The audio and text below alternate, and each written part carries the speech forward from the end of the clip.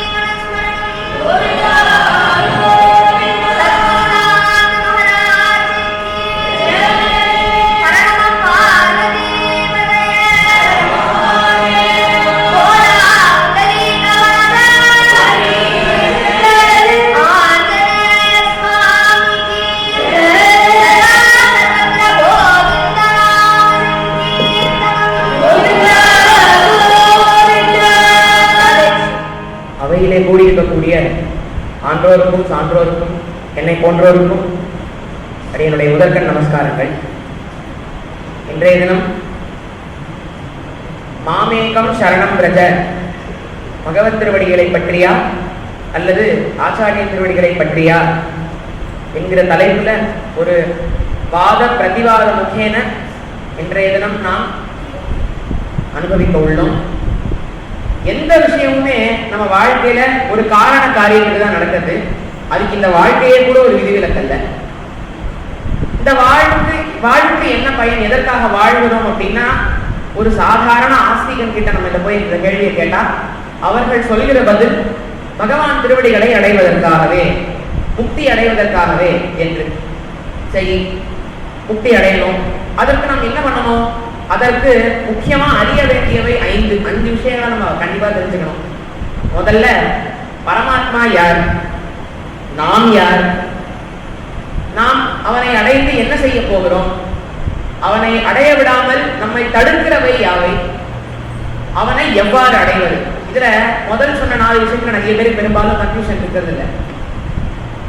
உபாயம், அதாவது எவ்வாறு நாம் பகவானை அடைவதுங்கிற விஷயத்துல நிறைய பேருக்கு நிறைய கருத்து வேறுபாடு இருக்கு. ஏன்னா பகவானே நம்மளை குழப்பி விட்டார். கர்ம யோகம், ஞான யோகம், பக்தி யோகம், பிரபத்தி, ஆச்சாரிய நிஷ்டை, பல பல உபாயங்களை அவரே பகவத்கீதை சொல்றார். இப்போ எதை சுவாமி பற்றுகிறது அப்படின்னா, இதை நம்ம 2 கேட்டகரைஸ் பண்ணோம்னா மெயினா வரக்கூடியது 2: பகவத் பக்தி, ஆச்சாரிய பக்தின்னு 2. எவ்வாறு நாம் பகவானை எப்பொழுது அடைவது? பகவத் பக்தி மூலமாகவா, ஆச்சாரிய பக்தி மூலமாகவா அப்படிங்கறதான் ஒரு வாத பிரதிவாத முக்கியன இன்றைய தினம் நாம் அனுபவிக்க உள்ளோம்.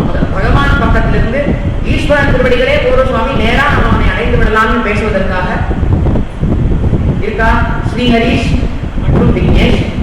இந்த சுவாமி சின்னமாக ஒரு குருவுடைய, ஒரு ஆச்சாரியனுடைய ஒரு அனுகிரகம் தேட நாம் பகவானை அடைவதற்கு என்று பேசுவதற்காக இருக்கிறார் ஸ்ரீநிதீஷ் மற்றும் சாகம்பரி. முதல்ல நம்ம ஈஸ்வரன் பக்கத்திலிருந்து துவங்கி விடுவோம்.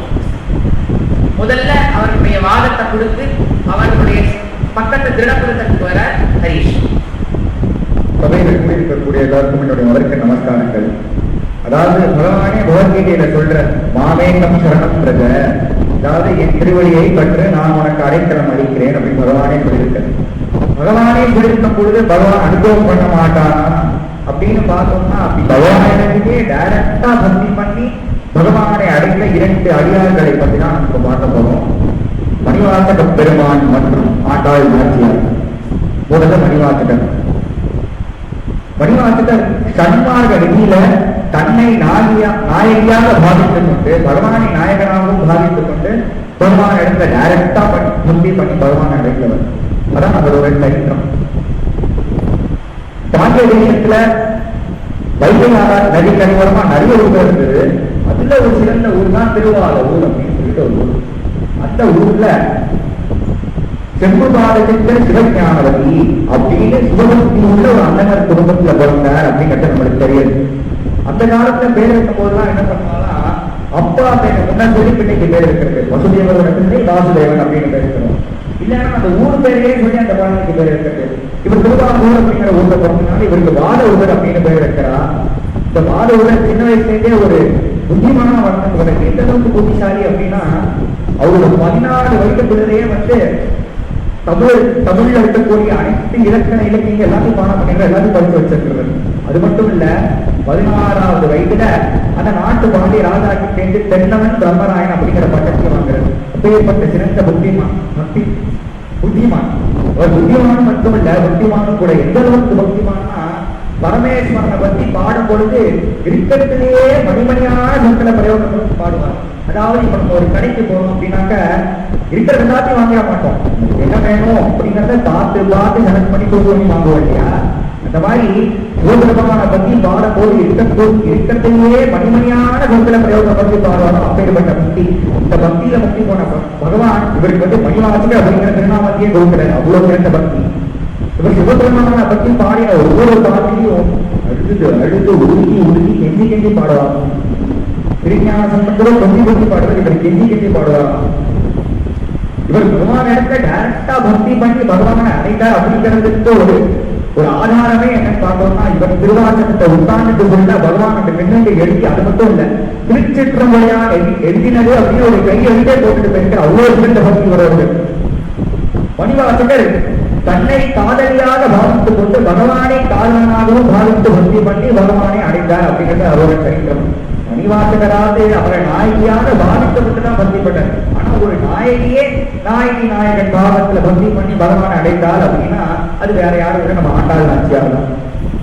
ஆண்டாள் நாச்சியாரோட அவதாரம் அப்படி நடக்கிறது அப்படின்னு பார்த்தோம்னா வைகுண்டத்துல பூமா பிராட்டி வந்து பகவானத்தை கேட்கிறாங்க, இந்த பூலோகத்துல எந்த ஒரு அடியவருக்கு நீங்க அதிகமான அந்த பேரை வச்சுட்டு இருக்கீங்க அப்படின்னு கேட்கும் பொழுது பகவான் சொல்ற, இந்த மண்ணுலகத்துல எந்த ஒரு விஷயத்து மேலுமே அந்த பற்று அப்படிங்கிறத உங்களை வைக்காம என்னோட பலத்தை அடையணும் அப்படிங்கிறதுக்காக பூமாலையும் பாமாலையும் எனக்கு அர்ப்பணித்து யார் என்ன வழிபடுகிறாரோ அந்த ஒரு அடிவருக்கு தான் நான் அபாரமா அந்த பிரீதியை வச்சுட்டு இருக்கேன் அப்படின்னு சொன்னோடனே பூமாபிராட்டி கேட்கிறான், அப்பேற்பட்ட பாக்கியம் எனக்கு கிடைக்குமா அப்படின்னு கேட்கும் பொழுது பகவான் சொல்ற, கவலைப்படாத, பூலோகத்துல ஸ்ரீவில்லிபுத்தூர் அப்படிங்கிற ஊர்ல விட்டல் அப்படிங்கிற ஒரு அடியவர் அத்தையை கைங்கரியத்தான் பண்ணிட்டு இருக்க, நீ அவருக்கு ஒன்றனாக அவதாரம் பண்ணு அப்படிங்கிற பகவான் சொன்ன மாதிரியே பூலோகத்துல ஸ்ரீவில்லிபுத்தூர் அப்படிங்கிற ஊர்ல விட்டல் அப்படிங்கிற ஒரு அடியவர் வடபக்க மேக பெருமாள் ஒரு கோவிலுக்கு பக்கத்துல ஒரு நந்தவனை அமைத்து அங்கேயே கூட்டக்கூடிய ஒவ்வொரு கோவிலையும் கொடுத்து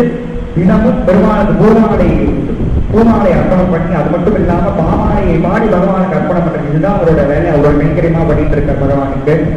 ஒரு நாள் நந்தவனத்துக்கு போய் பூ பறிக்கலாம் அப்படின்னு போகும் பொழுது துளசி செடிக்கு கீழே தோட்டி சுழிச்சுட்டா எவ்வளவு பிரகாசமா இருக்குமோ அவ்வளவு பிரகாசத்தோட நல்லா சட்ட சமைன்னு அழகா ஒரு குழந்தை அழுதுட்டு இருக்கு.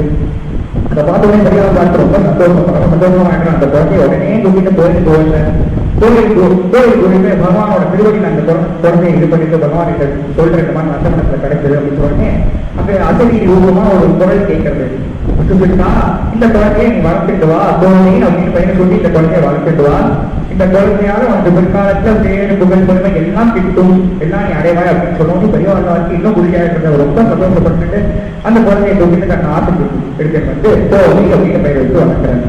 அது மட்டும் இல்ல, அந்த குழந்தை நடக்க ஆரம்பிச்சோடனே பகவானுக்கு பண்ணக்கூடிய எல்லா கைங்கரியத்தையும் சொல்லி கொடுத்துருக்காரு. அதாவது எப்படி பூமாலை கொடுக்கணும், நந்தவனத்துக்கு போய் எப்படி பூவை பறிச்சு பூவாக கொடுக்கணும், அதை எப்படி பகவானை அர்ப்பணம் பண்ணணும், அது மட்டும் இல்ல பாமாலையை பாடி எப்படி பகவானுக்கு அர்ப்பணம் பண்ணணும் அப்படிங்கிறது எல்லா கைங்கரியத்தையும் சொல்லி கொடுத்துருக்காரு. அந்த குழந்தையுமே மற்ற குழந்தைகள் மாதிரி இல்லாம ஒருவர் இந்த பகவான் கைங்கரியத்தையே ஒரு வகையாக எடுத்துட்டு அந்த பக்தியோட இந்த பகவான் கைங்கரியத்தை பண்ணிட வந்துட்டு இருக்கா. ஒரு ஸ்டேஜ்ல இந்த அன்பு அப்படிங்கிற அந்த ஸ்டேஜை தாண்டி அந்த பக்தி அப்படி காதல் அப்படிங்கிற ஸ்டேஜுக்கு வந்துடுறது. அப்போ குழந்தை என்ன பண்றா அப்படின்னா பகவானுக்கு அந்த கொடுத்த அந்த மாலையை நான் அணிந்து கொண்டு அந்த கண்ணாடி முன்னாடி இருந்து அழகு பார்ப்பாலாம். அழகு பார்த்துட்டு அந்த மாலையை கூடையிலேயே வச்சுடுவோம். கூடை வச்சுமே அந்த கூடை கட்டக்கூடிய மாலை பெரியாளர் கொண்டு போய் பகவானுக்கு சாத்தி வந்தது. அவருக்கு தெரியாது போதை இந்த மாதிரி பண்றது. ஒரு நாள் ஆட்டுக்கு வந்து பார்க்கும் பொழுது போதை இப்படி பண்ணிருக்கிறத பார்த்த பேர் பெரியாளர் ரொம்ப வருத்தமாயிடுறது. என்னமா போதை இப்படி பண்ணிட்டீங்க, பகவான் கைக்கிறீங்க அவதாரம் பண்ணலாமா, நீ அணிந்து கொண்ட மாலையை எப்படி பகவான் சாத்திடுவாரு, ஏமா அப்படி பண்ணிட்டு அவதாரம் பண்ணீங்க அப்படின்னு கேட்கும் பொழுது அவர் மட்டும் போல அன்னைக்கு படுத்துக்கிறார். அன்னைக்கு ராத்திரி கனவுல பெருமாளை வந்து சொல்றது, போதை அணிந்து கொண்ட மாலையை தான் நான் இன்னமே சாத்திப்பேன், வேற எந்த மாலையும் எனக்கு வேண்டாம் அப்படின்னு சொல்றேன். சொன்ன பெரியாழ்வார் ஒன்றும் புரியல. பகவான் பெரியாழ்வார் கனவுல மட்டும் இல்ல, அங்க இருக்கக்கூடிய அடியவர்கள் எல்லா நாளையும் வந்து சொன்னோம், எல்லாரும் வந்து பெரியாழ்வார்கிட்ட சொன்னோம். பெரியாழ்வாருக்கு அப்பதான் போயிருக்கு என்னோட மகளோட பெருமை. அன்னைக்கு அந்த அசதியை சொல்லிட்டு இல்லையா, இந்த குழந்தையால உனக்கு பேர் புகழ் பெருமை எல்லாம் கிட்டும்னு சொல்லிட்டு இல்லையா, அப்படி அது இப்பதான் பெரியாழ்வார் ஞாபகம் வந்து உடனே ரொம்ப சந்தோஷத்தோட பகவான் நீ அணிந்து கொண்ட வாழைனாமா சாதிப்பானா அப்படின்னு சொன்னோன்னே கோதைக்கு ரொம்ப சந்தோஷம். அன்னைக்கு நேரத்தில் கோதை சாத்தி கொண்ட வாழைதான் பகவானும் சாத்திட்டு இருக்கானா. ஆண்டவனையே அவள் ஆட்கொண்டதுனால அவளுக்கு ஆண்டார் அப்படிங்கிற திருநாமம் வருது. அது மட்டும் இல்ல, பகவானுக்கு சூழ வேண்டிய வாழையை அவளும் அவரை சூழி கொண்டு அப்புறம் பகவானுக்கு அதை கொடுத்ததுனால அவருக்கு சூழி கொடுத்த குணப்பொடி அப்படிங்கிறது நாமமும் வருது. இப்படி நாரோடு வேலையும் பொருளோடு வரணுமா கோதைக்கு பகவானுக்கு பக்தி பண்ணிட்டு வரா. அப்போ கோதைக்கு வயசானது கல்யாணம் வயசு சொன்னோடனே பெரியாழ்வாருக்கு ஒரு கடமை அவரை கல்யாணம் பண்ணி வைக்கணும்னு சொல்லிட்டு கோதைகிட்ட வந்து கேட்கிறது. நம்ம இந்த மாதிரி கல்யாணம் பண்ணணும் அப்படின்னு சொன்னோடனே கோதை சொல்லிடுறா, மனிதர்கள் யாரையும் நான் கல்யாணம் பண்ணிக்க மாட்டேன், அந்த அரண்மனையே நான் கல்யாணம் பண்ணிடுவேன் அப்படின்னு அவர் புத்தியோட சொல்லணும்னே பெரியாழ்வாருக்கு ரொம்ப சந்தோஷம். நீ அந்த பகவானையே அடையணும் அப்படின்னா நீ வந்து கோபிகைகள் கிருஷ்ணனை அடைய எந்த மாதிரி ஒரு பக்தி பண்ணாலும் அந்த பக்தி பண்ணாலும் நீ பகவானை அடைய முடியும் அப்படின்னு சொல்ல முடியும். அன்னி நேரத்து கோதை பாவை நோக்கெல்லாம் கடைபட்டு பகவான் இடத்துல பக்தி பண்றா. இப்படியே நாள் முழுமே இருக்கு. ஒரு நாள் விசுமித்திரோட கனவுல வந்து பகவான் சொல்றேன், நாளைக்கு ராஜாவோட பல்லாக்கு ஏற பண்ண பல்லாக்கு ரெடி பண்ண சொல்லியிருக்கேன், பல்லாக்கோட வந்துவா, நீ வந்து கோதைக்கு வந்து கல்யாண அலங்காரத்துல கோதையை பல்லாக்கு ஏற பண்ணி ஸ்ரீரங்கத்துக்கு வரணும் அப்படின்னு பகவான் வந்து சொல்றாரு. அடுத்த நாள் காலையில ராஜாவும் பல்ல கோதை வந்தவங்களும் ஸ்ரீஆழ்வார் ஜம்மனி கோதைக்கு திருமண கோலத்துல அலங்காரம் பண்ணி கோதை அந்த பல்லாக்கு ஏற பண்ணி வச்சு மேல காலத்தோட எல்லாரும் ஸ்ரீரங்கத்துக்கு வந்துடுறா. ஸ்ரீரங்கத்துக்கு வந்தவங்களும் கோதை ஓடிப்பே பகவான் ஆலிங்கனம் பண்ணி ஒரு ஜோதியை உருவாக்கு, அந்த ஜோதியோடையே கோதை வந்து பகவான் இடத்துல ஐக்கியமாயிடுறாங்க. கோதை அது மட்டும் இல்ல, மாணிக்க வாசகம் கூட 3000 தீட்சிதர் வந்து அவர்களிடத்துல இந்த திருவாசகத்துக்கு என்ன பொருள், யார் பொருள் அப்படின்னு கேட்கும் பொழுது அந்த நடராஜன் தான் பொருள் அப்படின்னு கை காமிச்சு ஓடி போய் பகவான் ஆலிங்கனம் பண்ணிட்டு பகவான் ஐக்கியமாயிடுறாங்க. இப்படி ரெண்டு பேருமே பகவான் இடத்துல நாயகி நாயகன் பாதத்தை பக்தி பண்ணி பகவான் அடைந்தவா தான், டேரக்டா பக்தி பண்ணி பகவான் அடைந்தவா. அப்போ மாணவன் சொன்ன பகவான் என்னை பண்றது அப்படிங்கிற போது பகவான் அனுபவம் பண்ணுவான் அப்படிங்கிறதுக்கு இதுக்கு மேல ஒரு ஆதாரம் வேண்டுமா நடுவர் அவர்களுக்கு? அருமையான வாதம், ஒரு அருமையான துவக்கம் கிடைச்சிருக்கு இந்த வாதத்துக்கு. மணிவாசக பெருமாள் ஆண்டாள் ரெண்டு பேருமே சைவம் வைணவம் இரண்டும் நமக்கு இரு கண்கள்னு காமிச்சு கொடுத்தா. திருப்பாவை திருவம்பாவைங்கிற 2 கிரந்தங்களே நமக்கு கொடுத்தா. அதாவது ஒரு சுவாரஸ்யமான விஷயம் என்னன்னா, கண்ணுடைய முடிக்கு பாவைன்னு பெயர். பாவை 2ஆக இருந்தாலும் பார்வை ஒன்றுன்னு சொல்லுவார். சைவம் வைணவங்கிறது இரு கண்களாக இருந்தாலும் பார்க்கிற பார்வை என்னவோ பகவான் தான் ரொம்ப அழகா பேசினார். இதுக்கு பிரதிவாதம் கொடுக்கறதுங்கிறது சாதாரண காரியம் இல்லை. அது பிரதிவாதத்தை கொடுத்து ஆச்சாரிய பக்கத்தையும் நிலைநாட்டுவதற்காக வருகிறார் நிதிஷ்.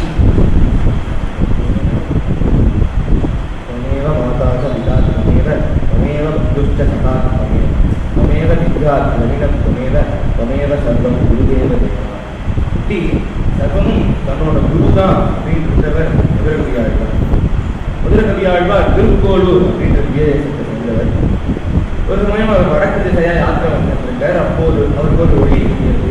அந்த ஒளி அவரை இழுத்தது. அவரும் அதை பின்தொடர்ந்து போற அந்த ஒளி திருக்குறுகூர் அப்படின்ற விஜயதேசத்துல ஒரு புளிய மரத்துடைய இது என்ன, இந்த புளிய மரத்துடைய பேர் கிடையாது அப்படின்னு அந்த கிட்ட இந்த புளிய மரத்தோட விசேஷத்தை கேட்கிறேன். அவ சொல்றா, 16 வருஷத்துக்கு முன்னாடி தாரிமாற இளையனங்கை அப்படின்னு தம்பதி இருந்தா அவளுக்கு ரொம்ப நாளா குழந்தையே இல்லை. அதனால அவ வைஷ்ணவ நம்பி கிட்ட வேண்டிட்டா, வைஷ்ணவியும் உனக்கு என்ன மாதிரியே ஒரு குழந்தை வரணும் அப்படின்னு ஆசீர்வாதம். அதே மாதிரி ஒரு குழந்தை பிறக்கிறது. ஆனா அந்த பிறந்த குழந்தை அதே இயற்கைக்கே மாறாததுனால மாறன் அப்படின்னு பேர் இருக்கிறான். இந்த பிறந்த குழந்தைய திருக்குறூர் கோயில போட்டு பிரார்த்தனை பண்ற சமயத்துல இந்த பிறந்த குழந்தை கவிழ்ந்து இந்த புளிய மரத்துல ஒரு பொந்துக்குள்ள போய் உட்காந்து 16 வருஷமா அந்த பொந்துக்குள்ள தான் இருக்கு அப்படின்னு அந்த சொன்னாங்க. இதை கேட்டோடனே மதுரகவி ஆழ்வார் இந்த புளிய மரத்துக்கிட்ட போய் ஒரு சின்ன கண்டல் கொண்டுவாங்க. இந்த பையன் ஒரு கேள்வி கேட்கிறார், செத்ததின் வயிற்றில் சிறிய இறப்பில் அது எத்தை திரும்பி எங்கே கிடக்கும் அப்படின்னு கேட்கிறார்.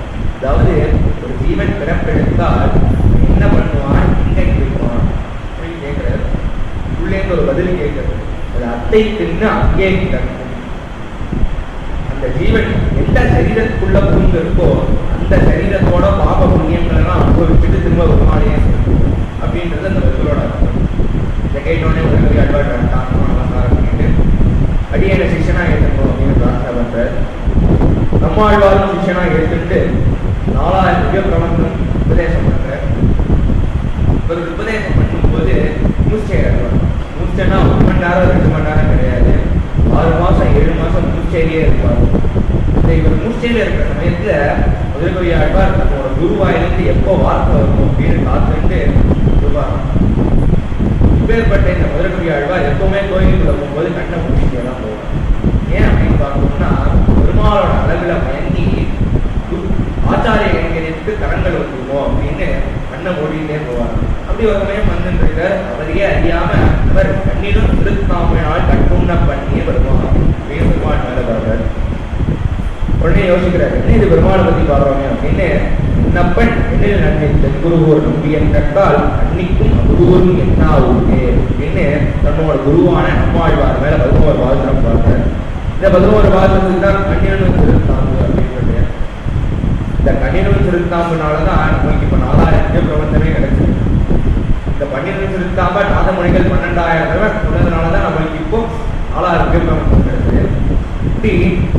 நம்மாழ்வார் அதுக்கப்புறம் இந்த சித்தாந்தத்தை வளர்க்க போறது அப்படின்னு சொன்னவர் தான் ராமானுஜர்.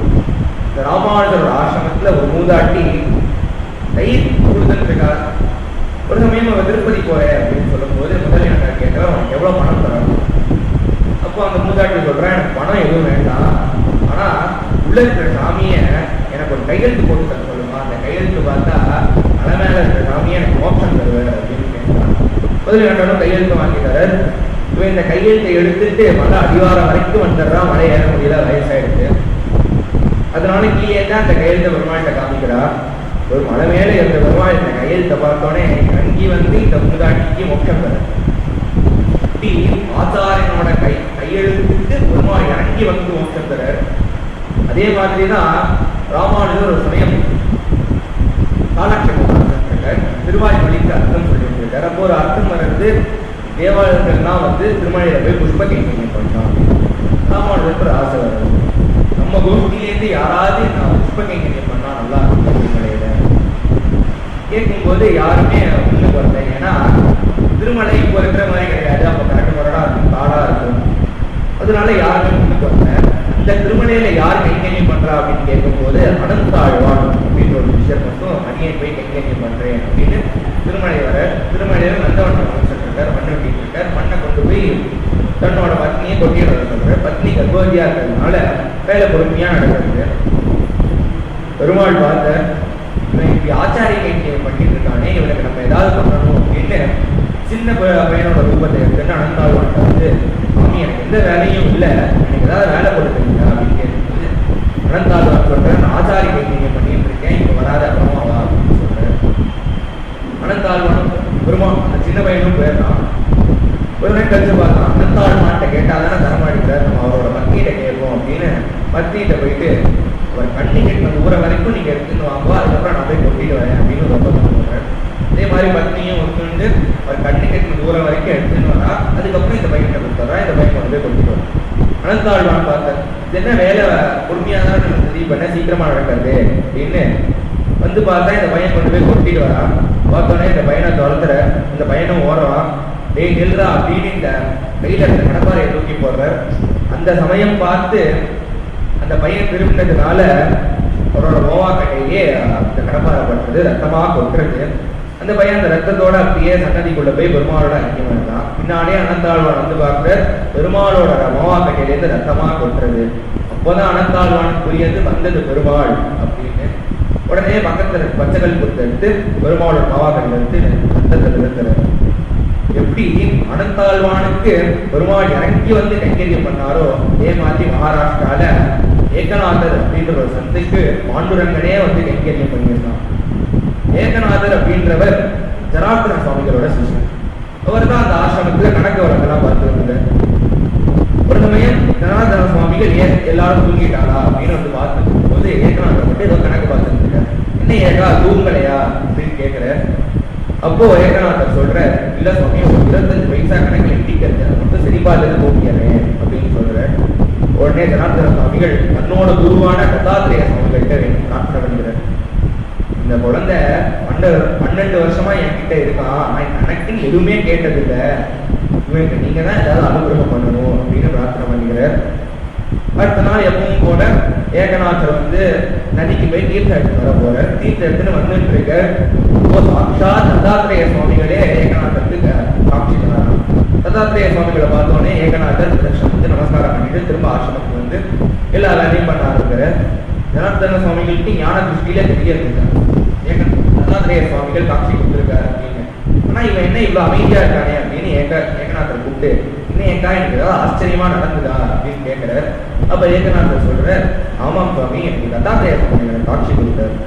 இப்ப ஜனார்தன சுவாமி கேட்கிறார், தத்தாத்திரேய சுவாமிகளே காட்சி கொடுத்துக்க, நீங்க எதுவும் கேட்கலையா? ஏகநாதர் சொல்றாரு, எனக்கு என்ன வேணும் அப்படின்னு பார்த்து எனக்கு கொடுக்கறதுக்கு என்னோட குரு இருக்கும் போது நான் சின்ன பையன் தத்தாத்திரேய சுவாமிகள்கிட்ட கேட்க போறேன் அப்படின்னு, குருமாதா குருபிதா குரு அமுச்சி குலதேவதா இப்படி சர்வமும் தன்னோட குருதான் அப்படின்னு அந்த மாறு. இப்படி குரு கைங்கரியம் பண்ணதுனால பாண்டுரங்கனே ஏகநாதருக்கு நாட்டியா கிருஷ்ணனா 12 வருஷம் வந்து கைங்கரியம் பண்ணியிருக்காரு. இப்படி பெருமாளே ஆச்சாரிய கைங்கரியம் பண்றதுக்கு வந்து கைங்கரியம் பண்ணும்போது இதுக்கு மேல ஒரு பெரிய சான்று தேவையில்லை. அதனால நடுவர் குறிப்பா சொல்லணும்னு நான் சொல்றேன்.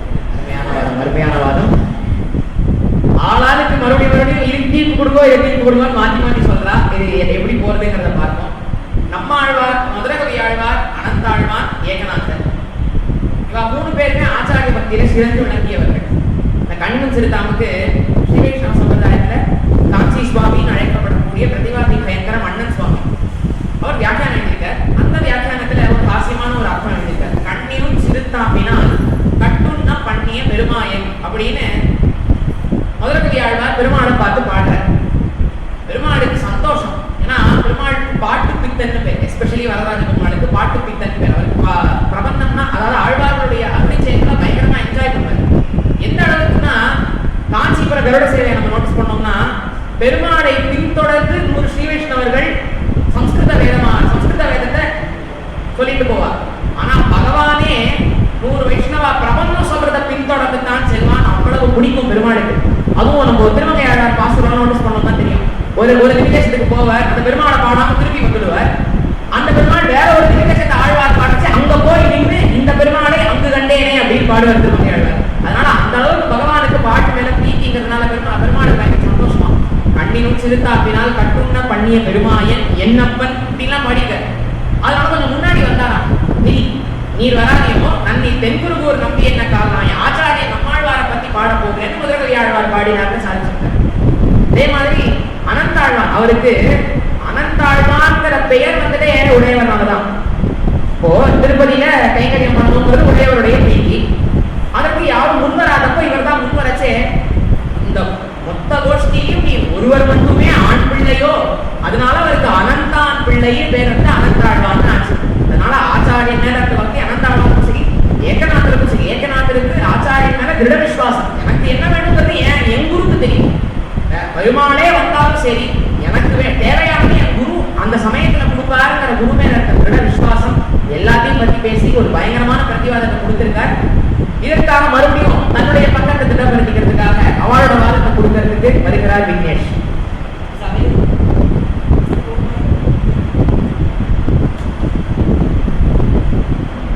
சபையில் கூடிய அனைவருக்கும் என்னுடைய பணிவான நமஸ்காரங்கள். வசுதேவ சுதம் தேவம் கம்சசானுரமர்தனம் தேவகி பரமானந்தம் கிருஷ்ணம் வந்தே ஜெகத்குரும். ஜெகத்குருவான கிருஷ்ண பரமாத்மா அப்படின்னு சொன்னாலே பஞ்ச பாண்டவர்களை வாழ வச்ச கிருஷ்ணர் தான் எல்லாருக்குமே ஞாபகம் வரும். ஆனா பஞ்ச பாண்டவர்களை மட்டுமா வாழ வச்சான்? தன்னுடைய மூச்சு காத்துக்கு ஒவ்வொருத்தரை வாழ வச்ச கிருஷ்ணன். என்னை யார் யார் எப்படி பாவனை பண்றாலோ அவர்களுக்கு நான் அப்படியே கிடைப்பேன் அப்படின்னு கிருஷ்ணர் கீதையில சொல்லியிருக்காரு. ஏற்பட்ட கிருஷ்ணருக்கு சின்ன வயசுல பாடசாலையில ஒரு நெருங்கிய நண்பர் இருக்கு. அவர் தான் சுதாமா. 2 பேரும் வளர சுதாமா புரிக்க போயிட்டு கிருஷ்ணர் துவாரகைக்கு போய் அரசாட்சி பண்ணிட்டு இருக்காரு. சுதாமாவுக்கு ஒரு கல்யாணம் ஆறுது, 2 குழந்தைகள் பிறக்கிறார். ரொம்ப ஏழை, 3 வேளை சாப்பாட்டுக்கு அவ்வளவு கஷ்டப்பட்டு இருக்காரு. ஆனா இவருக்கு கிருஷ்ண பிரேமம் அவ்வளவு ஜாஸ்தி. அவருடைய மனைவி கல்யாணியை கூப்பிடுவார். கல்யாணி, நான் யார் தெரியுமா? நான் கிருஷ்ணருடைய பெஸ்ட் ஃப்ரெண்டுன்னு சொல்லுவார். 5 நிமிஷம் ஆயிருக்காது, மறுபடியும் கல்யாணியை கூப்பிட்டு, கல்யாணி நான் கிருஷ்ணரோட பாடசாலையில படிச்சேன், நாங்க நல்லா பேசிப்போம் கல்யாணின்னு மூச்சுக்கு ஒரு தடவை கிருஷ்ணரை பத்தி சொல்லிட்டே இருப்பார். கல்யாணிக்கோ ரொம்ப நாளா கேட்கணும் இருக்கும். ஒரு நாள் சுதாமாவை கூப்பிட்டு, சுதாமா நீங்களும் கிருஷ்ணரும் பெஸ்ட் ஃப்ரெண்ட்ஸ்னு சொல்றேன், பெஸ்ட் ஃப்ரெண்ட்ஸ்னா ரெகுலரா மீட் பண்ணிப்பாரியா, நீங்க ஏன் கிருஷ்ணரை போய் பார்த்துட்டு வரக்கூடாதுன்னு கல்யாணி கேட்க, அப்ப சுதாமாவும் கிருஷ்ணரை பார்த்து வருஷமாச்சு, வெறுக்கையோட போக முடியாது, ஏதாவது எனக்கு கூட நான் அதை வாங்கிட்டு போறேன் அப்படின்னு சுதாமா சொல்ல, கல்யாணி உள்ள போய் எல்லா டப்பாவையும் பறந்து பார்க்கறா. எல்லா டப்பாவும் காலியா இருக்கு. ஆதிசங்கருக்கு கொடுக்கறதுக்கு அந்த பாட்டிக்கு ஒரு நெல்லிக்கனியாவது இருக்குது, வாசல் அது கூட இல்லையாம். நாளா குழந்தைகளுக்கு ஏதாவது வேணும்னா கூட பெத்தாருக்கு போய் நிற்காத கல்யாணி எல்லா வைராகத்தையும் விட்டுட்டு பெத்தாருக்கு போய் ஒரு பிடி அவல் வாங்கிட்டு 4 ஆத்துக்கு போய் 4 பிடி அவல் வாங்கிட்டு வரா. புடவை கதக்க பிடிச்சி அதுல பொட்டை போட்டு மாமாட்ட கொடுக்க, சுதாமாவும் நடந்து நடந்து நடந்து நடந்து துவாரகைக்கு போற. இங்க பார்த்தா எல்லா வீடும் மாட மாளிகையா கூட கோபுரமா இருக்கு. எது கிருஷ்ணருடைய வீடுன்னு தெரியல. முத்துக்களால் அலங்காரம் பண்ணப்பட்ட ஒரு வீடு. கிருஷ்ணருடைய வீடுன்னு பார்த்த உடனே கண்டுபிடிச்சிடு. வாசல்ல பார்த்தா அவ்வளவு கூட்டம். 6 மாசமா 1.5 வருஷமா எல்லாரும் வெயிட் பண்ணிட்டு இருக்காங்க கிருஷ்ணரை பார்க்கறதுக்காக. சுதாமா போற அடுத்த நிமிஷம் 2 துவாரபாலகர் வந்து சுவாமி சுதாமா உள்ள வாங்கன்னு கூப்பிட்டுடுறா. அவரு கிருஷ்ணர் அரண்மனையில ஒரு ரூல் போட்டிருக்காரு. பாகவதாள் வந்தா அவ வெயிட் பண்ணக்கூடாது, என்ன கேட்காம உள்ள விட்டுடலாம் ரூல் போட்டிருக்க.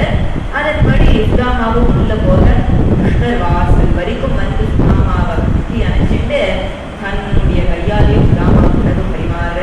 அன்னைக்கு நைட் தன்னுடைய பெட்டிலேயே சுதாமாவை படுக்க வைக்கிற.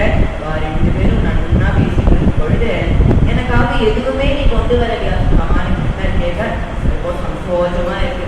இவனுடைய கையாலே எனக்கு பரிமாறியிருக்கான், இவன் பெட்டிலே என்னை படுக்க வைக்கிறான், நான் விரும்பி இவனுக்கு அவல் கொடுத்தா எல்லாரும் என்னை பற்றி என்ன நினைப்பா அப்படின்னு ரொம்ப சங்கோஜப்பட்டு இருக்கிற வேலையிலே என்ன பொட்டலம் வந்து சுதாமான்னு நிறைய சுதாமாவை இருக்கிற பொட்டலத்தை எடுத்து கறந்து பார்த்து அவளை பார்த்து எனக்கு பிடிச்ச அவல் கொண்டு வந்திருக்கியா சுதாமான்னு தானே கொஞ்சம் கொஞ்சமா எடுத்து சாப்பிடுற.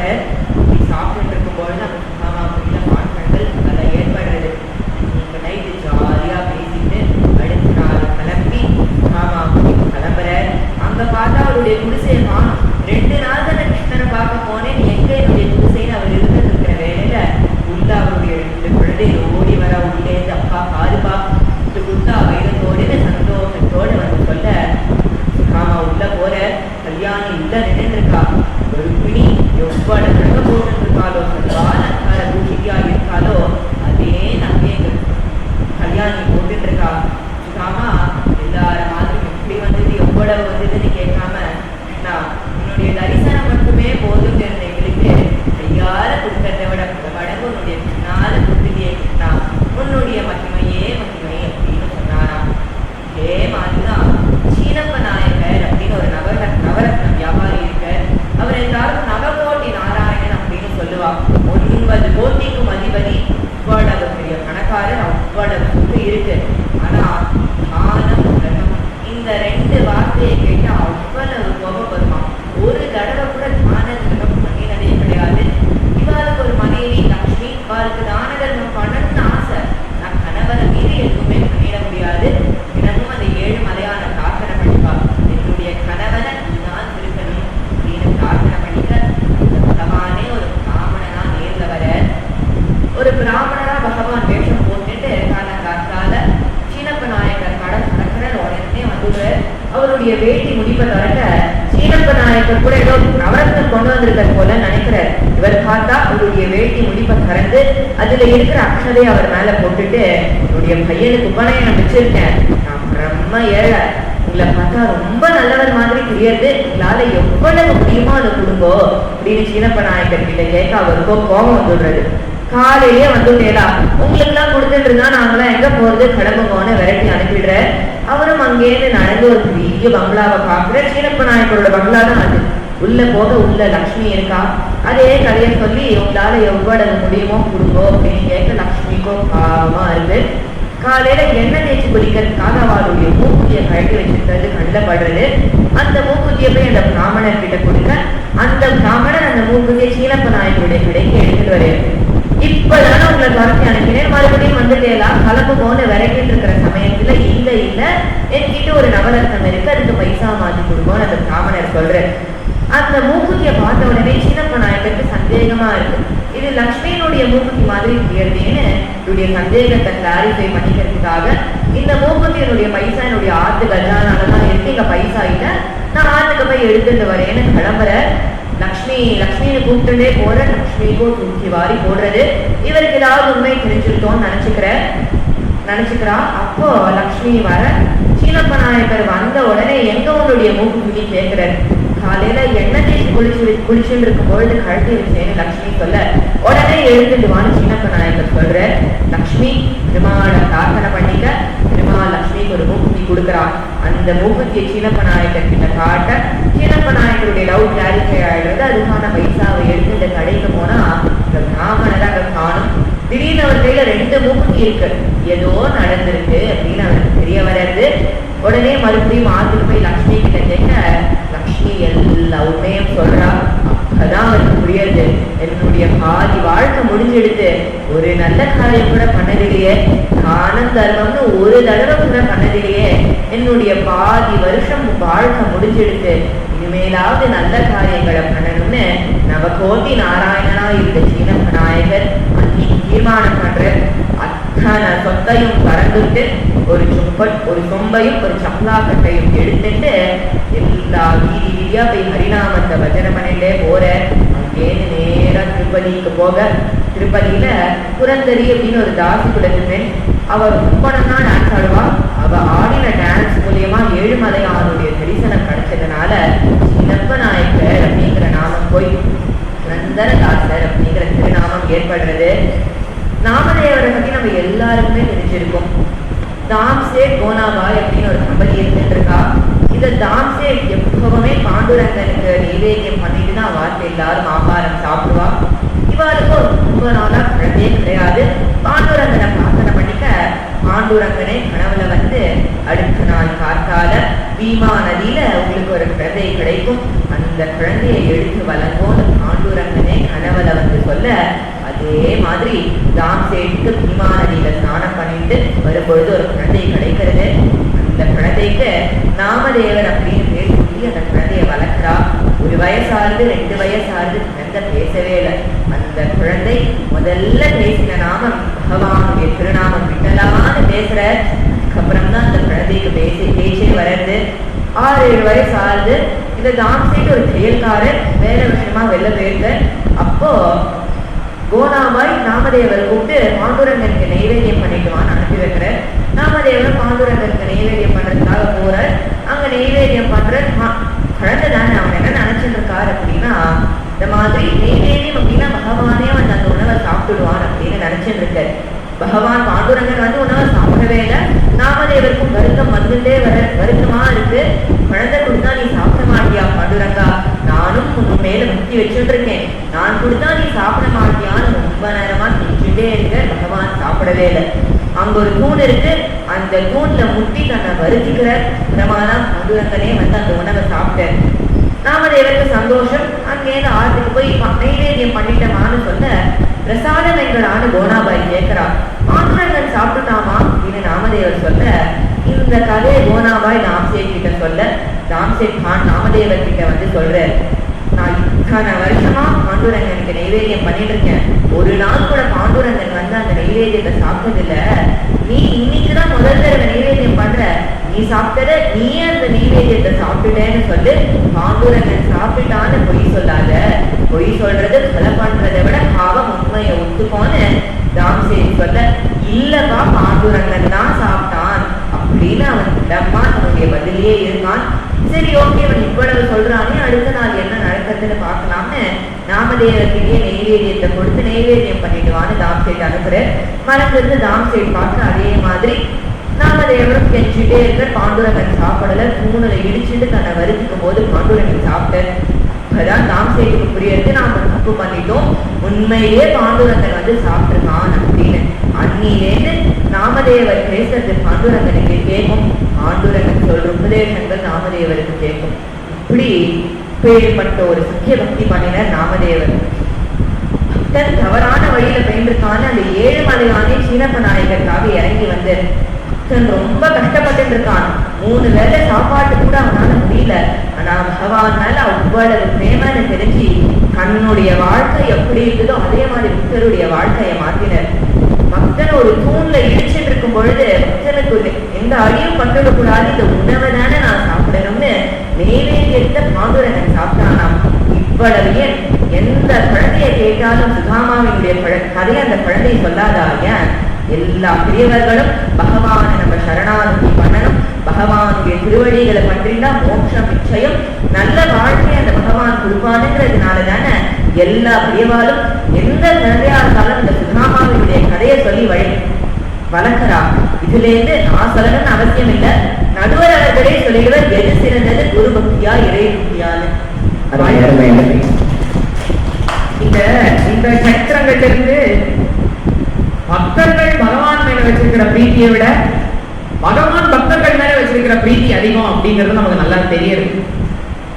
ஏன்னா இப்போ சுதாமாவோட சரித்திரம், அதுலயே ஹாஸ்யமான அதுக்கு ஒரு எண்டிங் மாதிரி ஒன்று உண்டு. சுதாமா அவளுக்கு கொடுக்குறாரு கண்ணன் இடத்துல. கண்ணன் ஒரு படி எடுத்து சாப்பிட்டாராம். அங்க வீடு மாளிகையா மாறினான். ருக்மிணி பிராட்டி பார்த்துட்டே இருக்கான். ரெண்டாவது படி சாப்பிட்டார். அவ அங்க பணக்காரலாயாச்சு, ஆஹா அப்படி மாறி. மூணாவது படி சாப்பிட ருக்மிணி பிராட்டி கை பிடிச்சான். சுவாமி இதுக்கு மேல இன்னொரு படி சாப்பிட்டேன்னா நம்ம வாத்திர போய் 10 பாத்திரம் தேய்க்க வேண்டிய நிலைமை வந்துடும், அதனால இதோட நிறுத்திக்கோங்க அப்படின்னு ருக்மிணி பிராட்டி சொல்றா. அப்போ பகவான் பக்தர்களுக்கு மீது அவ்வளவு பிராமணியம். ஸ்ரீவைஷ்ணவ சம்பிரதாயத்துல திருமணிசை ஆழ்வார் வாழ்வார் இருக்கார்.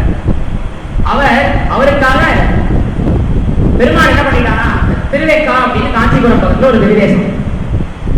அங்க திருமணிசை ஆழ்வார் அவர் சிஷ்யன் கணிக்கண்ணனும் இருக்கார். அந்த கணிக்கண்ணனை அந்த ஊர் ராஜா தன்னை பத்தி பாட சொல்லி சொல்றாரு. இல்ல நான் பெருமாளை பத்தி தான் பாடுவேன், நான் உங்க பத்தி எல்லாம் பாட மாட்டேன்னு சொல்லி கணிக்கண்ணன் சொல்ல, சரி உன்னை நான் நாடு கடத்துகிறேன். நாடு கடத்தி அவர்கள் கணிக்கண்ணன் போன போது திருமணிசை ஆழ்வார் அந்த பெருமாளை பார்த்தாரா. கணிக்கண்ணன் போகின்றான், தாமரை பூங்கச்சி மணிவண்ணா துணிவுடைய சென்னா புலவனும் போகின்றேன், நீயும் உன் பையனாக பாய் சுருட்டி கொள்ளான். கணிக்கண்ணன் போறான், அவனோட சேர்ந்து நானும் போறேன், நீயும் பையனாக பாய் சுருட்டிட்டு வா. நான் பெருமாள் வந்துட்டேன். வந்து காஞ்சிபுரம் வந்து ஓரி இரவு இருக்கை, ஒரு இரவை வாங்கறதுனால அதுக்கு ஓரிரவு இருக்கை ஓரிக்கைன்னு மாறிட்டு பேரு. அங்க அவ தங்கியிருந்தா ஊருக்கு க்ஷேமமே போயிட்டு. அப்ப அந்த ராஜா பார்த்து மறுபடியும் வந்து கணிக்கண்ணன் இடத்துல அபராத சாமனம் கேட்க திருமணிசை ஆழ்வார் பார்த்தார். கணிக்கண்ணன் போக்கொழிந்தான், தாமரை பூங்கச்சி மணிவண்ணா துணிவுடைய சென்னா புலவனும் போக்கொழிந்தேன், நீ உன் பையனாக பாய் பிரித்துக் கொள். மறுபடியும் நான் கிளம்புறேன், நீ பிரிச்சுக்கோ அப்படின்ற. பெருமாள் பார்த்தாங்க. திருமணிசை ஆழ்வார் சொன்ன அவசரத்துல சரி உடனே நம்ம பண்ணிடலாம், மறுபடியும் கூட்ட போறாருங்கிறதுல அந்த அவசரத்துல வச்சாராம். தலை வைக்கிற இடத்துல திருவடியும், திருவடி வைக்கிற இடத்துல திருமணியும் வச்சுட்டு மாத்தி படுத்தினார். அதனாலதான் திருவைக்காலம் மட்டும் பெருமாள் மாத்தி படுத்துட்டு இருப்பார். இது மட்டும் இல்ல, இதே மாதிரி திருக்குளத்தையும் கும்பகோணத்துல 6வது ஆழ்வான்னு பேர். அவருக்கு 6வது ஆழ்வான்னு பேர். திருமணிசை ஆழ்வாருக்கு திருமணிசை பிரான்னு பேர். பக்தன் மேல இருக்கிற பிரீத்தினால அந்த ஆழ்வான்கிற பேரை தான் வாங்கிட்டார். அவருக்கு இருக்கிற பிரான்கிற பேரை ஆழ்வாருக்கு கொடுத்தார். அவர் கணிக்கண்ணனோட அந்த திடீர் கஷேத்திரத்துக்கு போறச்சே பெருமாளுக்கு சைனத்துக்கு போறார். அங்க போறாரு. ஓமோ திருமணிசை ஆழ்வார் பார்த்தார். ஒரு பக்தன் நான் வந்துட்டு இருக்கேன், இன்னும் படுத்துட்டு இருக்கேன் நீ அப்படின்னா. பெருமாள் சரி எழுந்தாராம். எழுந்ததை பார்த்துட்டு நான் ஒரு சாதாரண அடியன் சொன்னதுக்காக நீ எழுத்துக்கலாமா அப்படின்னா படுத்துக்க போனாராம். திருமணிசை ஆழ்வார் திரும்பவும் இந்த மாதிரி பாடி படுத்துட்டு பாடி எழுதுக்கிறது போல நல்லா இருக்கு, நீ இப்படியே இருந்தான். அதனாலதான் இன்னைக்கும் கும்பகோணத்துல உத்தான சைனத்து பேர். பாதி எழுத்து நிலையில தான் பெருமாள் இருப்பார். பக்தர்களின் மீது அவ்வளவு பிராவண்யம். சரி குச்சேலர் நாமதேவராவது பரவாயில்ல, சின்ன வயசுல இருந்தே கண்ணனோட சத்தியமா இருந்தவா. ரங்கரதாசர் புலம்பர 30 வருஷம் என் வாழ்க்கையில வீணாக்கிட்டனே, 30 வருஷம் வீணாக்கிட்டனே பெருமாளுடைய நாமத்தை சொல்லாமல் மோசம் போயிட்டேனேன்னு பாடுறாரு. அப்ப பகவத் பக்திங்கிறது இந்த வயசுல இருந்தா வரணும் கிடையாது. யாருக்கு வேணா எப்ப வேணா அந்த பக்தி வந்து யார் வேணா பகவான் அடையலாங்கிறதுக்கு இது ஒரு சிறந்த உதாரணம். கடைசியா இந்த வாதத்தை முடித்து வைத்து ஒரு பெரிய வாதத்தை கொடுக்கறதுக்காக அடுத்து வர சாத்தப்படி தெளிவு குருவின் திருமேனி காண்பல், தெளிவு குருவின் திருநாமம் செப்பல், தெளிவு குருவின் திருவார்த்தை கேட்டல், தெளிவு குரு சிந்தித்தல் தானே. குருவோட திருமேனியை பார்த்துட்டே அர்ஜுனனுக்கு நிகரான திருமீசை வீரனாக மாறினான் ஏகலைவன்.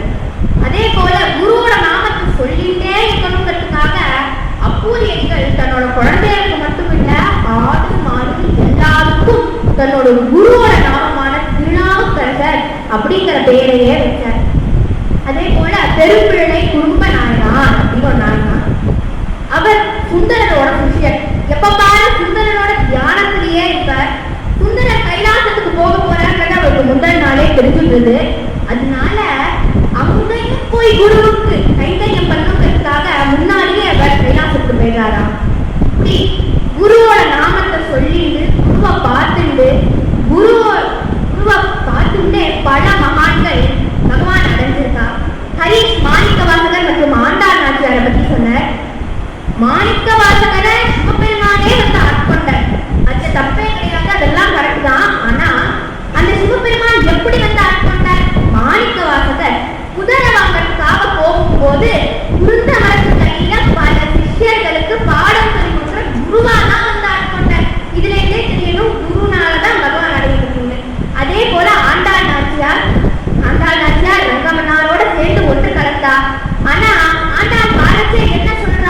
எங்க அப்பா தான் என்னோட குரு. எங்க அப்பா மூலமா தான் நான் ரங்கநாதரை அடைஞ்சேன்.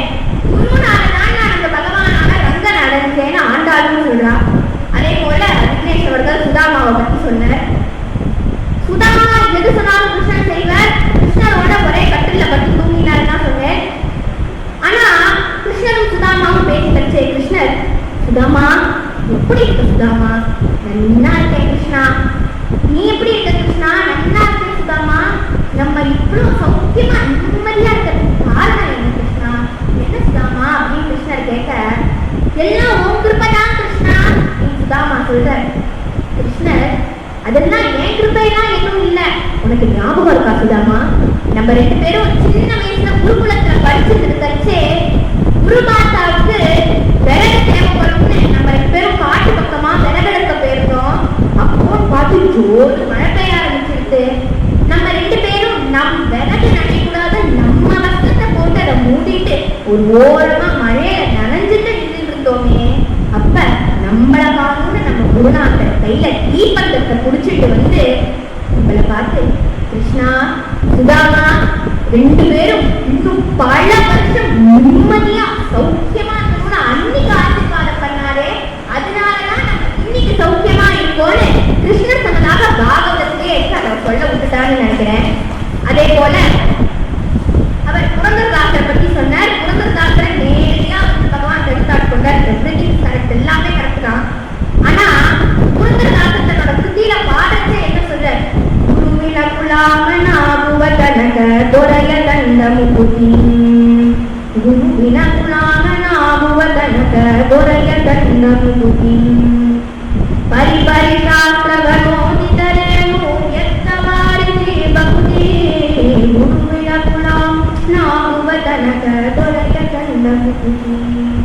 குருவின குலாம நாபுவதனக, குரு இல்லாதவங்க எத்தம்னு புரந்தரதாசரே சொல்றார். இதுல இருந்தே தெரிஞ்சுக்கணும் இல்லாம பகவான் அடைய முடியாதுன்னு. அதே போல நாமதேவர் எது சொன்னாலும் மாற்றம் ஏற்படுவான். நாமதேவரும் மாற்றமும் பெரிய பெருசு. ஆனா ஒரு சமயம் பண்டரிபுரத்துல முக்தாபாய் கோரகும்பரை பார்த்து, கோரா எதெல்லாம் வெந்த பானை எது வேகாத பானைன்னு சொல்லுவோம்னு சொல்ல, கோரகும்பரம் ஒரு குச்சி எடுத்துன்னு ஒரு தலையா தட்டிட்டே வர, இது வெந்த பானை, இது வேகாத பானை, இது வெந்த பானைன்னு சொல்லிட்டே வச்சேன். நாமதேவரோட தலையை தட்டி இது வேகாத பானைன்னு சொல்றாரு. நாமதேவருக்கு வந்ததே பார்ப்போம். எப்படி நீங்க என்ன வேகாத பானைன்னு சொல்லலாம்? பாண்டுரங்கன் நான் என்ன சொன்னாலும் செய்வான் தெரியுமா? அந்த பேர்பட்ட பக்தன் தெரியுமா பாண்டுரங்கனுக்கு அப்படின்னு சொல்றாரு. சரி, பாண்டுரங்கனையே கேட்டுலாமே பாண்டுரங்கன் நினைச்சு வந்தா அதேதான் சொல்றேன். நாமதேவா நீ வேகாத பானைன்ற, என்ன பாண்டுரங்கா நீ போய் இப்படி சொல்லலாமா அப்படின்னு கேட்க, பாண்டுரங்கன் நாமதேவா நீ எது சொன்னாலும் நான் செய்வேன், நீ என்ன பண்ணாலும் நான் அதை கேட்பேன். ஆனா மோட்சங்கிறத என்னால தர முடியாது. அதுக்கான அதிகாரம் என்கிட்ட ஒரு குருனாலதான் மோட்சத்தை தர முடியும்னு அந்த பகவானே சொல்றார். அதுக்கப்புறம் தான் நாமதேவர் ஒரு குருவை தேடி போய் ஆசிரியிச்சு அந்த குருவோட கிருப்பை கிடைச்சதுக்கு அப்புறமா தான் பாண்டுரங்கன் பரபிரம்மம் அப்படிங்கிறதே புரியுது. போற வர விஷயத்துலலாம் அப்போதான் அவர் பாண்டுரங்கனை பார்க்கிறார். ஒரு நாய் போறது ஒரு பூனை போறதுனா கூட அதுக்குள்ளேயும் அப்பதான் அவர் பாண்டுரங்கனை பார்க்கிறார். இதுல இருந்தே தெரியறது பகவானே சொல்லிட்டார், குரு இல்லாம என்ன அடைய முடியாதுன்னு சொல்லிட்டார். குரு அருள் இல்லாம திருவருள் இல்லை. அதே போல ஆதிசங்கருக்கு பிரதானமா 4 சிஷ்யர்கள். அதுல ஒருத்தர் தான் ஆனந்தகிரி. இந்த ஆனந்தகிரிக்கு சுரேஸ்வராச்சாரியார், அஷ்டாமலகர், பத்மபாதரை போல ஞானம், வைராக்கியம், மகிமை எதுவுமே கிடையாது. ஆனா அவருக்கு தெரிஞ்சது எல்லாமே குரு பக்தி, குரு கைங்கரியம் பண்றதுதான் தெரியும். குரு இருக்கிற இடத்தை தொடர்ச்சி குருவோட துணிமை எல்லாம் தோச்சு போட்டு அவர் புஷ்பம்லாம் பறிச்சு வந்து இந்த கைங்கரியம்லாம் பண்ணிட்டு இருப்பார். ஒரு சமயம் பாடம் ஆரம்பிக்கணும், எல்லாரும் வெயிட் பண்ணிட்டு இருக்கா. அப்போ ஆதிசங்கரர் சொல்றார், இன்னும் கொஞ்ச நேரம் பொறுப்போ ஆனந்தகிரி வந்துடுவார், வந்ததுக்கு அப்புறம் நம்ம பாடம் ஆரம்பிக்கலாம் அப்படின்னு சொல்ல இந்த சிஷ்யர்கள்லாம் பேசிக்கிறார். இந்த ஆனந்தகிரி என்ன தெரியும், அவனுக்கு துணி துவச்சு போட தெரியும், அவ்வளவுதான். அவனுக்கு நம்ம குரு எது நம்பினாலும் புரியவும் போறதில்லை, ஏன் குரு அவருக்காக வெயிட் பண்ணிட்டு இருக்கார் அப்படின்னு யோசிக்க எடுத்து ஆதிசங்கருக்கு கேட்டுட்டு இருக்கு. அப்போ அங்க படிக்கிற ஓரமா துணியை தோச்சு போட்டுட்டு இருக்கிற அந்த ஆனந்தகிரியை பார்த்து ஒரு கட்டாட்சம் பண்ற. ஆனந்தகிரி அந்த துணியை எடுத்து தோழ போட்டுட்டு அந்த குரு கட்டாட்சம் கடந்த க்ஷண மாத்திரத்துல இவன் சிஷ்யர்கள் எல்லாரும் கத்துட்ட அத்தனையும் ஒரு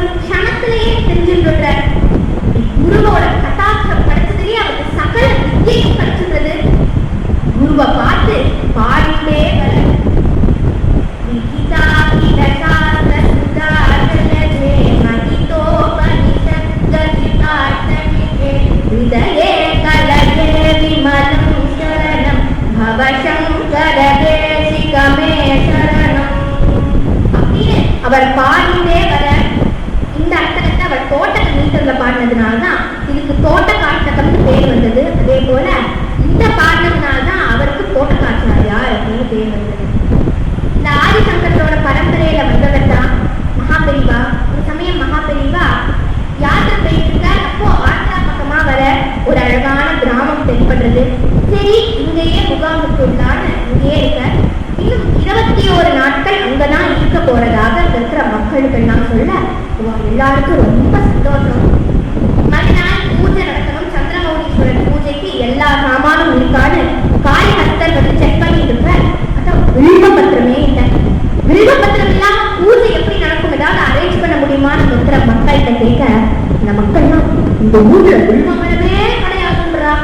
என்னடா வில்வபத்திரம் இல்லாம எப்படி பூஜை நடக்கும் அப்படின்னு யோசிச்சே இருக்கும்போது அந்த மடத்திலேருந்து ஒரு பையன் நிறைய வில்வபத்திரத்தை கொண்டு வந்து அந்த காளிஹஸ்தர் முன்னாடி வைக்கிறான். வில்வபத்திரம் கிடைச்சு ரொம்ப சந்தோஷப்படுறேன். ஆனா இந்த ஊர்ல வில்வ மரமே இல்லைங்கிறா, எப்படி நீ கொண்டு வந்தேன்னு கேட்க, இல்ல நான் நடந்து போயிருந்தேன், எதேச்சியா ஒரு கூட நிறைய வில்வபத்திரம் பார்த்தேன், சரி தேவைப்பட்டோம் எடுத்துட்டு வந்துட்டேன் அப்படின்னு சொல்லிடுறார். காளிஹஸ்தருக்கு ரொம்ப சந்தோஷம். மண்ணியோட வேலை ரொம்ப நல்லா பூஜை நடக்கிறது. அடுத்த நாளும் அதே போலதான் ரொம்ப நல்லா பூஜை நடக்கிறது. இத போய் மகாபெரிவாட்ட அந்த காளிஹஸ்தர் சொல்றாரு, மாமி இந்த மாதிரி நம்ம எழுதி பார்த்துட்டு இருக்கோம், இங்க வில்வ மரமே இல்லைன்னு மக்கள்லாம் சொல்றான். ஆனா தினமும் வில்வம் கூட கூடையா கிடைக்கிறது எப்படியே தெரியலன்னு சொல்றேன்.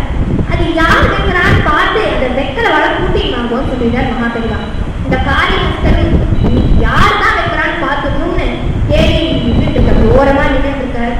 அப்போ ஒரு சின்ன பையன் கிழிஞ்ச வேட்டியெல்லாம் கட்டிட்டு ஒரு கூட நிறைய வில்வபத்திரத்தை கொண்டு வச்சுட்டு யாருமே பார்க்காத போல ஓடி போயிடலாம் திரும்புறான். ஆனா காளிஹஸ்தர் கரெக்டா கடிச்சுடுற. யாருப்பா நீதான் தினமும் இதை வெட்டியா பார்த்த, நான் பெரிய சாமி அழைச்சிட்டு போறேன் அப்படின்னு சொல்ல அந்த குழந்தையும் மகாபெரிவாட்ட அழைச்சிட்டு போறா. மகாபெரிவாட்ட குழந்தைய பார்த்து, குழந்தை நீதான் வெட்டியா பார்த்துட்டு நம்ம பேர் என்ன அப்படின்னு கேட்ட உடனே, சாமி என் பேரு புரந்தர கேட்டு விடும் அப்படின்னு சின்ன குழந்தை சொல்றான். சாமி நீங்க என் கதையை கேட்கணும், சொல்லுப்பா, கண்டிப்பா கேட்கிறேன். சாமி நான் சின்ன வயசுல இருக்கும் போதே எங்க அம்மா தவறி போயிட்டாங்க. உங்க அப்பா இந்த புரந்தரதாசர் பத்தி எல்லாம் ரொம்ப நல்லா பாடுவாரு, அதனால எனக்கு புரந்தர கேட்கணும்னே பேர் வச்சுட்டாரு. எனக்கு இப்போதான் 2 வருஷத்துக்கு முன்னாடிதான் அப்பாவும் தவறி போனாரு. இங்கதான் பக்கத்துல நான் மாடு மேய்ச்சிட்டு இருக்கேன், எனக்கு 3 வேளையும் சாப்பாடு போட்டு சம்பளம் கொடுக்குறாங்க சாமி அந்த குட்டி குழந்தை சொல்ல மகாபெரிவாளோட மனசு உருகி போயிருக்கான். இந்த குழந்தைய பார்த்து அதுக்கு ஏதாவது பண்ணணும்னு தோன்றது. குழந்தை நீ ஏதாவது கேட்பா, நான் அதை கண்டிப்பா பண்றேன் அப்படின்னு சொல்ல குழந்தை சொல்றான், சாமி எங்க அப்பா எந்த ஆசையுமே வெடிக்க கூடாதுன்னு சொல்லியிருக்காரு, ஆனா எனக்கு 2 ஆசை இருக்கு சாமி. ஒண்ணு நான் இப்போ சொல்றேன், இன்னொன்னு நீங்க கிளம்புறதுக்கு முன்னாடி சொல்றேன் அப்படின்னு அந்த குழந்தை, சாமி எங்க அப்பா எனக்கு நிறைய புரந்தரதாசர் பத்தி எல்லாம் சொல்லி கொடுத்துருக்காரு, நான் உங்கள்கிட்ட பாடி காமிக்கணும் அப்படின்னு இருக்க மகாபெரிவா சரிப்பா தினமும் 3 மணிக்கு இதே போல வந்துடும், நீ எனக்கு பாடி காமி நானும் கேட்கிறேன் அப்படின்னு சொல்றேன். கொஞ்ச நாட்கள் ஆனது. இதே போல அந்த குழந்தையும் தினமும் வந்து பாடுறான். கிளம்ப போற தினம் விழுந்து மகாபெரிவா கண்ணு எதையோ தேடிட்டே இருக்கு. பார்த்தா ஒரு ஓரத்துல அந்த புரந்தர கேட்டு அந்த குழந்தை நிற்கிறான். அந்த குழந்தைய பார்த்து, எங்க அப்பா உனக்கு 2 ஆசை இருக்கு, நீ ஏன் இன்னொரு ஆசை என்ன நீங்க? சாமி நானே சொன்னது போல எங்க அப்பா ஆசை வச்சுக்க கூடாதுன்னு இருக்காரு, ஆனா எனக்கு 2 ஆசை இருக்கு சாமி. ஆனா எங்க அப்பா சொல்லியிருக்காரு, உங்களை மாதிரி சாமியார் யாராச்சும் பார்த்தா அவர்கிட்ட ஒன்னே ஒண்ணு கேளு, எனக்கு இனிமே பிறவையே வேணாம், எனக்கு மோட்சத்தை கொடு, மோட்சத்தை கொடுங்கோன்னு பிரார்த்தனை பண்ணிக்கோ அப்படின்னு சொல்லியிருக்காரு சாமி. நானே எனக்கு நீங்கதான் மோட்சத்தை கொடுக்கணும் அப்படின்னு அந்த குழந்தை சொல்ல, கண்டிப்பா அவருக்கு மோட்சம் கிடைக்கும்பா அப்படின்னு சொல்லிட்டு கிளம்பிட்டார். இப்படி பல வருஷங்கள் ஆனது. ஒரு நாள் மகாபெரிவா தியானத்துல இருக்கார். அப்போ திடீர்னு எழுந்து ஒரு பக்கத்துல புஷ்கரிணியில போய் ஸ்நானம் பண்றேன், திருப்பி எழுந்து வந்து ஜெபம் பண்றேன், திருப்பி எழுந்து போய் ஸ்நானம் பண்றேன், திருப்பி எழுந்து வந்து ஜெபம் பண்றேன். இப்படி 6 முறை பண்ண அங்க இருக்கிறவாளுக்கா ஒண்ணுமே புரியல. ஏன் சுவாமி இப்படி பண்ணிட்டு இருக்காரு அப்படின்னு, சுவாமி ஏன் இப்படி பண்றேன்னு கேட்கும்போது சக்கர மடத்துக்கு ஒரு தந்தி வருது, புரந்தர கேட்டு ஊசிய அப்படின்னு. அப்போ மகாபெரிவா சொல்ற, கொஞ்ச வருஷத்துக்கு முன்னாடி புரந்தர கேட்டு ஒரு சின்ன குழந்தைய நம்ம பார்த்தோமே, அந்த குழந்தை என்கிட்ட மோட்சத்தை பிரார்த்தனை பண்ணிட்டான். அவன் இன்னும் 6 ஜென்மா இருக்கு, 6 ஜென்மாவும் கழியணுங்கிறதுக்காக தான் நான் ரொம்ப ஸ்நானம் பண்ணி இருந்தேன் அப்படின்னு மகாபெரிவா சொன்னாரா. ஒரு பக்தன் வேணுங்கிறதுக்காக குரு மோட்சத்தையே கொடுக்க தயாரா இருக்கார். அதே போல சங்கராச்சாரியாரோட பரம்பரையில வந்தவர் மகாபெரிவா. அந்த சங்கராச்சாரியாரோட சிஷ்யரான தோட்டகாச்சாரியாரோட பரம்பரையில வந்தவர் தான் நம்ம ஞானானந்த சுவாமிகள். மகாபெரிவா நம்ம ஞானா தாத்தாவை தாத்தா சுவாமி அப்படின்னு கூப்பிடுவாராம். நம்ம தாத்தா சுவாமி கிட்ட ஒரு ஏழையான மூதாட்டி வரா. அந்த மூதாட்டி வந்து, சாமி எனக்கு எதுவுமே தெரியாது, எனக்கு பாட தெரியாது, ஸ்லோகம் சொல்ல தெரியாது, எனக்கு ரொம்ப வயசாகிட்டு, ஆனா எனக்கு நீங்க தான் மோட்சத்தை கொடுக்கணும், எனக்கு நான் உங்களை நம்பி வந்துட்டேன், நீங்க தான் என்னை பார்த்துக்கணும் அப்படின்னு சொல்ல, நீ நம்பி வந்துட்டியோனோ அந்த சாமி பார்த்துக்கோ அப்படின்னு ஞானா தாத்தா சொல்றாரு. ஆனா அந்த பாட்டி திரும்பவும், சாமி எனக்கு ஸ்லோகம் சொல்ல தெரியாது, எனக்கு எதுவுமே பண்ண தெரியாது அப்படின்னு சொல்ல, ஞானா தாத்தா சொல்றாரா, ஒரு அம்மா ரொம்ப ஏழை, நிறைய குழந்தை இருக்கு, அந்த குழந்தையெல்லாம் காப்பாற்றணும்னு அந்த அம்மா 4 வீட்டுக்கு போய் துணியை துவச்சு போட்டு பாத்திரம் வச்சு அந்த குழந்தைய காப்பாற்றுவாளா, இல்ல அந்த குழந்தைய வேலை கழுவுவாளா அப்படின்னு கேட்டாராம். நம்பி வந்துட்டியானோ இனிமே சாமி பார்த்துப்பார் அப்படின்னு எனக்கு ஞானா தாத்தா சொன்னாராம். இதுல தெரியறது குருவர் இல்லாம திருவள்ளுவர் கிடையாதுன்னு. இவா சொன்ன சட்டங்கள்லையுமே நல்லா இருந்தது குரு இல்லாம மோட்சம் கிடைக்காதுன்னு. அதனால நடுவர் அவர்களே இதையே தீர்ப்பாக்கப்படும் பிரார்த்தனை பண்ணிக்கிறேன். நேரடியான வாதங்கள் எல்லாருக்குமே பிரதிவாதம் சொல்லிட்டா. நீங்க சொன்ன மொத்த வாதத்துக்கும் பிரதிவாதத்தையும் கொடுத்து ரச்சனை தோக்கமும் இந்த வாட்டி அதிரடியா இருந்தது, முடிவுமே அதிரடியா இருக்கு. ரொம்ப அருமையான சுவாரஸ்யமான ஒரு வாத பிரதிவாதமான இருக்கு. இவா இப்போ இந்த ஆங்கிலத்தை சொல்ற மாதிரி இந்த பாலிஸ் ஆன் யோர் கோர்ட் அப்படின்னு தீர்ப்புங்கிறத சொல்லணும்னு நிறைய கிட்ட கொடுத்துட்டா. ஆனா இந்த வாதம் பிரதிவாதம் இது அத்தனையும் வெறும ஒரு சாக்கு தான். இதன் மூலமாக நாம் இன்னைக்கு பல பாரத கௌதமர்களுடைய சரித்திரத்தை அனுபவிச்சோம், பல மகான்களோட சரித்திரத்தை அனுபவிச்சோம், பகவானுடைய லீலா வினோதங்களை அனுபவிச்சோம். இது எல்லாமே அனுபவிக்க முடிஞ்சது. ஆனா இதுக்கு தீர்ப்பு அப்படின்னு பார்த்தா 2 பக்கத்துலையும் பகவத் பக்கத்தையும் சரி, ஆச்சாரிய பக்கத்தையும் சரி பல பக்தர்கள் இருந்திருக்கா. ஈஸ்வரன் பக்கத்தை எடுத்தோம்னா சீதா பிராட்டி இல்லையா, என்ன திருட விசுவாசம் ராமன். ஹனுமான் சுந்தரகாண்டத்துல போய் சீதா பிராட்டியை சந்திச்சு சொல்ற, அதான் ஏறிக்கோங்க, என்னுடைய முடிவில் ஏறிக்கோங்க, க்ஷண நேரத்துல உங்களை நான் ராமனிடத்துல போய் சேர்த்து விடுகிறேன்னு சொல்ற. ஆனா சீதா பிராட்டி, ராமன் தான் என்னை வந்து காப்பாற்றணும், அது ராமனுடைய பெருமை கீழ்காயிடும். அப்புறம் ஊர்ல எப்படி சொல்லுவா, ராமன் பத்தி சீதை தொலைஞ்சு போயிட்டா ஒரு குழந்தை போய் காப்பாற்றணும் தான் பேச்சு வரும்.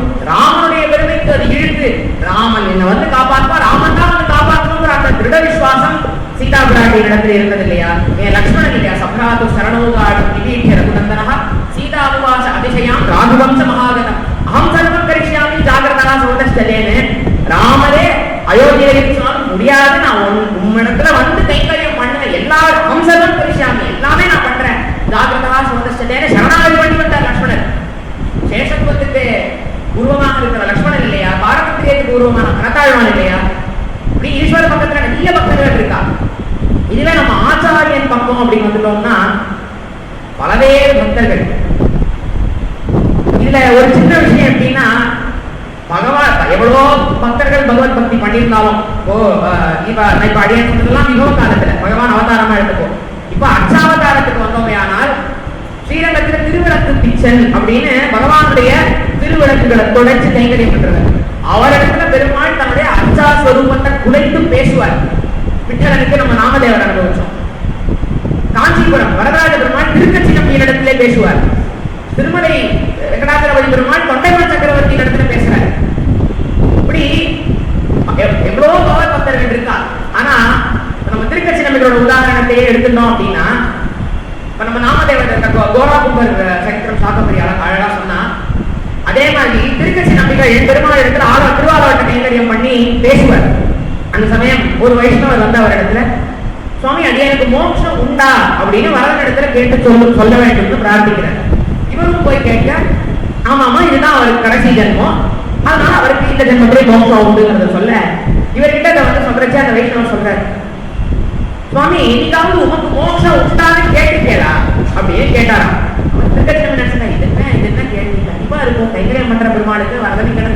பேசுறார், அப்ப கண்டிப்பா இருக்கணும் அப்படின்னு நினைச்சுக்கிறார். ஆனாலும் தன்பரமேஷனுக்காக அன்றைய தினம் பெருமாளை காலவட்டம் விசரிச்சு கேட்கிறார், சுவாமி அடியனுக்கு மோட்சம் உண்டான்னு கேட்க பெருமாள் பார்த்தாரா, இல்லையே அப்படின்றார். சுவாமி அடியனத்துல பேசுறீ கைங்கரியாம நீர் வீசி நீர் அவன் பேசினோம், நீர் எனக்கு ஆலவட்ட கைங்கரியம் பண்ணி பதிலுக்கு நான் உங்க இடத்துல பேசுறேன், ஒண்ணு செய்யா போச்சு, அதுக்காக மோட்சம் எல்லாம் கொடுக்க முடியாது. ஏன் சுவாமின்னா உமக்கு ஆச்சாரிய சம்பந்தம் இல்லையே, ஒரு பாகவதோத்தமருடையோ ஒரு குருநாதருடையோ உனக்கு ஒரு சம்பந்தம் இல்லையே, எப்படி கொடுக்க முடியும் அப்படின்னு கேட்ட பெருமாளை கேட்கிறார். அதுக்கப்புறமா தன்னுடைய சகபாட்டி ஆளவந்தாரோட தன்னோட சேர்த்து சகபாட்டியா படித்த திருக்கோஷ்டியூர் நம்பியின் இடத்துல போய் 6 மாதம் மாட்டுக்காரனா வேலை பார்த்து, மாட்டுக்காரங்கிற அந்த ஒரு இதுல போய் வேலை பார்த்து நம்ம மாட்டுக்காரப்பா அப்படின்னு திருக்கோஷ்டியூர் நம்பி சொன்னதுக்கு அப்புறம் அந்த சம்பந்தம் பெற்ற உடனே தான் அவருக்கு மோட்சங்கிறதே முடிவாச்சு. அப்போ பகவானே சொல்றார், ஒரு குருவினுடைய சம்பந்தம் பெறாமல் மோட்சம் பெற முடியாதுங்கிறது. அதே மாதிரி இது எல்லாருக்கும் எவ்வளவு பக்தர்கள் எடுத்துட்டு போட்டோம், பகவானே ஆசைப்பட்டு ஏத்துட்ட ஒரு ஸ்தானம் தான் இந்த ஆச்சாரிய ஸ்தானம் தான். ஏன்னா ஸ்ரீகிருஷ்ண குரு பரம்பரையில முதல் ஆச்சாரியனே பெருமாள் தான். மதுரை ஆசிரமத்துல நரனாகவும் நாராயணனாகவும் திருமந்திரத்தை வெளியிட்டார். திருப்பார்கடலிலே பிராட்டி தான் முதல் சிஷ்யை பெருமாளுக்கு. துவயமகாமந்திரத்தை வெளியிட்டார். 3 சரம ஸ்லோகங்கள் பூமி தேவி நடக்கிற வராக சரம ஸ்லோகத்தை சாதிச்சார். சகதேவ பிரபன்னாயன்னு யுத்த நாட்டத்துல ராமசரம ஸ்லோகத்தை சாதிக்கிறார். தேர்தட்டுல தர்மக்ஷேத்திரமான குருக்ஷேத்திரத்தின் நடுவிலே தேர்தட்டுல அர்ஜுனனுக்கு சர்வதர்மான் பரித்தியஜ்யன்னு கிருஷ்ணதர்ம ஸ்லோகத்தை சாதிக்கிறார். அதே மாதிரி பார்க்க சொன்னார், சதாசிவ சமாரம்பம் சங்கராச்சாரிய மத்தியமங்கிறதுனா குரு பரம்பரை. அப்ப சிவபெருமான் முதல் ஆச்சாரியன். குரு கீதையில பார்வதி தேவி உபதேசம் பண்றாரு. ஏன்னா அருணகிரிநாதரே குருவினிடத்துல என்ன பாடுறாரு, குருவாய் வருவாய் அருள்வாய் குருனே, எனக்கு குருவாக வந்து அருள் புரிய வேண்டும்ங்கிறத பாடுகிறார். சிவபெருமான் தட்சிணாமூர்த்தியாக தான் விளங்குகிறார். அப்போ பகவானே ஆசைப்பட்டு ஏற்றுட்டது அப்படிங்கிறது இந்த குருங்கிற ஸ்தானம். அதுதான் இது. சரி, இவாள்லாம் இப்ப நம்ம ஏகநாதரோ மதுரகிரி ஆழ்வாரோ, மதுரகிரி ஆழ்வார்லாம் திரேதாயுகத்தில் இருந்திருக்காரு. அவர் அந்த காலம் கலியுகத்துல கபீர்தாஸ், நாமதேவர், இந்த மாதிரி பல பேர் இருந்தாலும் அவள் தான் நம்ம அவ காலத்துல இருந்து அனுபவிக்க முடியல. ஆனால் நம்முடைய காலத்துல நமக்கு பிரத்யட்சமாக இருந்த குருக்கள் தான் மகாபரிவாரம் ஞானானந்த சுவாமிகள் மாதிரி. ஏன்னா அவளுக்கு இருந்த அந்த ஞானமானது பெரியவா முக்காலமும் உணர்ந்த ஞானி மாதிரி நிறைய ஞானம் இருக்கு. இப்போ ஞானானந்த சுவாமிகள் ஒரு வைஷ்ணவ மூதாட்டி, சுமங்கலி பாட்டி. அவளுக்கு உடம்பு சரியில்லை, ஆனாலும் குருநாதால விட்டு நான் எங்கேயும் போக மாட்டேன்னு இங்கே இருந்தா. அப்போ அவருடைய இறக்கும் தருவாயில அவருடைய பத்தி அவ காதல சர்வதர்மான் பதித்திய சேகர சரமஸ்லோகத்தை சாதிக்கச்சே ஞானானந்த சுவாமிகள் போய் இதை சேவிக்க கூடாதுன்னு சொல்லி பிரயாண காலே மனசாச்சலேனங்கிற ஸ்லோகத்தை சொல்லி அவரே அந்த பாட்டியோட வாயில துளசி தீர்த்தத்தை சேர்த்து அந்த பாட்டி மோட்சத்தை கொடுத்துட்டேன்னு சொல்லல, பகவான் திருவடிகளை அடைந்தார்னு சொன்னார். அதுவே அவருடைய மிகப்பெரிய கிருபை. அந்த ஞானானந்த சுவாமிகள் சிஷ்யர் தான் இப்ப நித்யானந்தகிரி சுவாமிகள். அவருடைய அடியோங்களுக்கே ஒரு மிகச்சிறந்த அனுபவம். ஏன்னா முதல் தடவை அடியோங்கள் இங்க வந்திருந்த போது எல்லாருமே யோசிச்சோம், நான் மட்டாதிபதி அப்படின்னா அவளுக்குன்னு அந்த ஒரு இது ஒண்ணு இருக்கு, அதை அவ ரொம்ப இது பண்ணி பேசிட மாட்டா அப்படிங்கிற அந்த இதெல்லாம் இருக்கு. ஆனா எப்படி ஒரு அம்மா ஒரு குழந்தைகிட்ட பேசுவாளோ, எப்படி ஒரு ஃப்ரெண்டு கிட்ட பேசுவாளோ, அந்த மாதிரி எங்களிடத்துல பிரத்யட்சமா எங்களை தட்டி கொடுத்து, ஏன்னா நாங்க அவர் முன்னாடி ஸ்லோகங்கள் சொன்னோம், அதெல்லாம் பயங்கரமா அப்ரிஷியேட் பண்ணார். ரொம்ப நேசிச்சு ரொம்ப ஆசைப்பட்டு கேட்டார், தட்டி கொடுத்து பேசினார். அவருடைய பிரத்யட்சமான கட்டாட்சம் எங்க அனைவருக்கும் கிடைத்தது.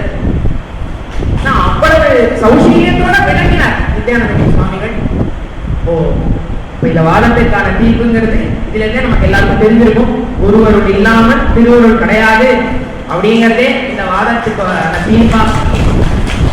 சுவாமிகளுடைய திருவடிகளை எங்களுடைய பிரணாமங்களை தெரிவித்துக் கொண்டு எங்களுக்கு இந்த வாய்ப்பை கொடுத்த என்னுடைய குரு ஸ்ரீமதி மோகனா ஸ்ரீனிவாச சுவாமிகளுக்கும் அடியங்களுடைய கிருத்தஜனைகளும் பிரணாமங்களையும் தெரிவித்துக் கொண்டு, நாங்கெல்லாம் ரொம்ப சின்னவா, வயசுல ரொம்ப சின்னவா, நீங்கெல்லாம் பகுதான் ஸ்ரோதபியா பகுதிய ஸ்ரோதபியா, இந்த அர்த்தத்தை பல பேர் பலவிதமா சொல்லி கேட்டிருப்பேன். அதனால ஏதேனும் தவறு செய்திருந்தால் பயனன்னாலும் பாங்கல்லராகிலும் செயலன்னாக திருத்தி பணிகொண்ட பிரார்த்தித்துக் கொண்டு அமைகிறோம்.